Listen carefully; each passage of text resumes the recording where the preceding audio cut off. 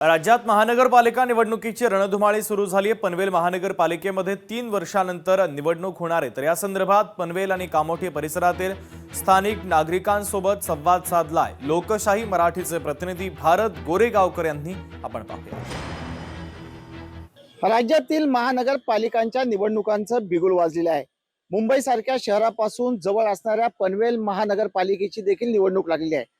पनवेलकरांच्या काय अपेक्षा आहेत, काही पनवेलच्या गृहिणी आपल्या सोबत आहेत, ग्रामस्थ आपल्या सोबत आहेत।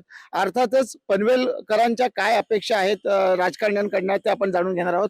पनवेलची निवडणूक लागलेली आहे। खरं तर निवडणुकीला उशीरच झालेला आहे, परंतु पाण्याचा लाईटचा जो प्रश्न आहे तो पनवेलकरांसाठी तसाच आहे। कारण पनवेल मध्ये कामोठे जो विभाग आहे तो एक उच्च शिक्षितांचा विभाग आहे, परंतु पाण्याचा प्रश्न इथं कंटिन्यू तसाच आहे।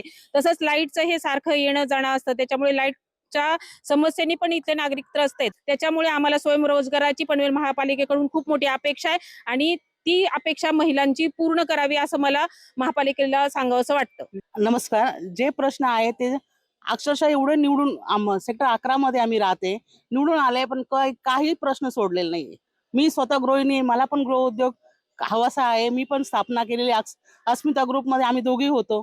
मी उपाध्यक्ष आहे, पण त्या आम्ही ह्या संघाने केलं का काहीतरी गृह उद्योग मिळेल।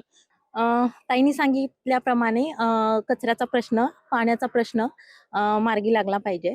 की शहराची लोकसंख्या दिवसेंदिवस वाढत असल्यामुळे समस्याही वाढत आहेत, परंतु त्या दृष्टीनं पनवेल महानगरपालिकेला बऱ्याच गोष्टी अजून हँडओव्हर झाल्या नाहीत। ज्या वेळेला सिडको नी पनवेल महानगरपालिकेला सर्वस्व देणं गरजेचं होतं ते दिलेलं नाही। आमचे मुख्य प्रश्न, मी टॅक्सी चालक मालकचा सदस्य आहे। शिवशाही टॅक्सी स्टँड कामोड्यामध्ये आमचं आहे। तसंच आमचं ध्यान आहे आता की आम्हाला एअरपोर्टमध्ये फुल कॅब टॅक्सी आणि रिक्षा आणि टुरिस्ट यांना आम्हाला तिथं लावायसाठी स्टँड भेटावं। ओम गोरेगावकर सह भारत गोरेगावकर, लोकशाही मराठी, रायगड।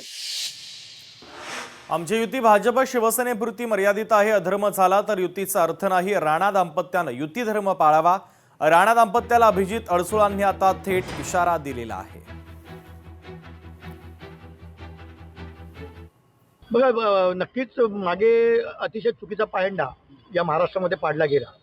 महायुती असून सुद्धा माझ्याच विरोधामध्ये त्या ठिकाणी भारतीय जनता पार्टीचा माजी आमदार ज्या आपण प्रश्न विचारला तो अतिशय संयुक्तिक आहे की तशा पद्धतीने जर युती धर्म पाळला गेला नाही तर शिवसेनेला सुद्धा कुठेतरी युती धर्म मग पाळायचे की नाही हा विचार करावा लागेल। आम्ही आमच्या वेळी आमच्या एकट्याचा विषय होता म्हणून त्या ठिकाणी पाळला गेला, परंतु यावेळी पुन्हा तशा गोष्टी घडणार नाहीत। जर अशा पद्धतीने जर अधर्म केला गेला तर नक्कीच मग युती पाळली जाणार नाही। लोकशाही मराठी ऐका, पहा, जागरूक रहा।